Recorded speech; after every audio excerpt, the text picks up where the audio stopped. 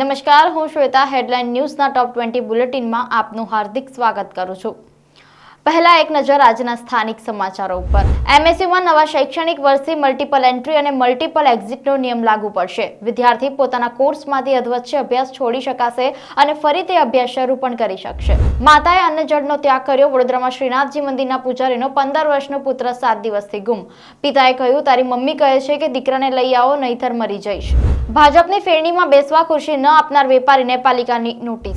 વડોદરામાં લાયસન્સ વગર મરી મસાલા વેચતા વિક્રેતાઓ પર પાલિકાની લાલાખ। ઠેર ઠેર મંડપો ઉભા કરી મસાલાનું વેચાણ કરતા લોકો પર પાલિકાના ફૂડ વિભાગે પાડ્યા દરોડા। ઓરિસ્સાથી આવતી ટ્રેનમાં માદક પદાર્થ ગાંજાના જથ્થા સાથે ઝડપાયા ઈસમો। બિનવારસી બેગમાં ગાંજો રાખી અજાણ્યા શખ્સો ફરાર।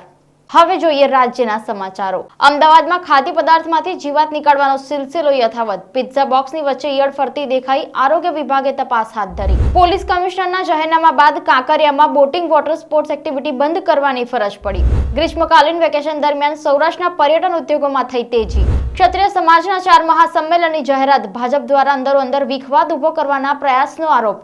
કરણસિંહે કહ્યું, રૂપાલા કરતા ખરાબ વાણી વિલાસ કિરીટ પટેલે કર્યો છે। અંબાલાલ પટેલે ફરી એપ્રિલ અને મે મહિના માટે આગાહી કરી। ગુજરાતમાં ફરી એકવાર કમોસમી વરસાદ આવશે, તેના બાદ પડશે કાળઝાળ ગરમી।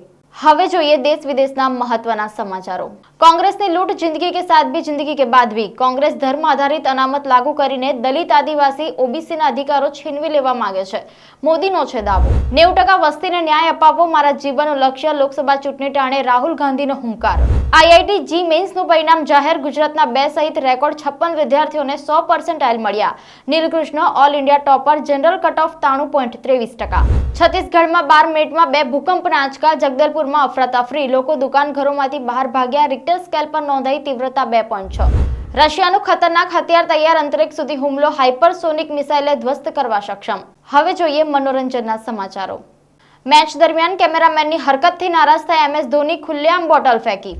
ફિલ્મ છાવાથી લીક થયો વિકી કૌશલનો લુક। છત્રપતિ સંભાજી મહારાજના અવતારમાં નજરે પડશે। અમિતાભે કેબીસી 16નું શૂટિંગ શરૂ કર્યું। 9 થી 5 સુધી કોઈ પણ બ્રેક વગર કરે છે શૂટિંગ। કારમાં આઈપીએલ મેચ જોતી વખતે જમે છે। ભણસાલીની વેબ સિરીઝ હીરામંડીના સ્ક્રીનિંગમાં બોલિવૂડ ઉમટ્યું। ટાઈટ સિક્યોરિટી વચ્ચે ભાઈજાન પણ પહોંચ્યા। માતા અને સાસુ સાથે જોવા મળી આલિયા ભટ્ટ। કોટક મહિન્દ્રા બેંકના શેર 10% તૂટ્યા। શેરબજારમાં સામાન્ય ઘટાડો। સેન્સેક્સ 73,800ના સ્તરે ટ્રેડિંગ। તો આ હતી દેશની 20 મોટી ખબરો। મને અને હેડલાઇનની ટીમને રજા આપશો। ફરી મળીશું નવા સમાચારો અને નવા વિષયો સાથે। નમસ્કાર।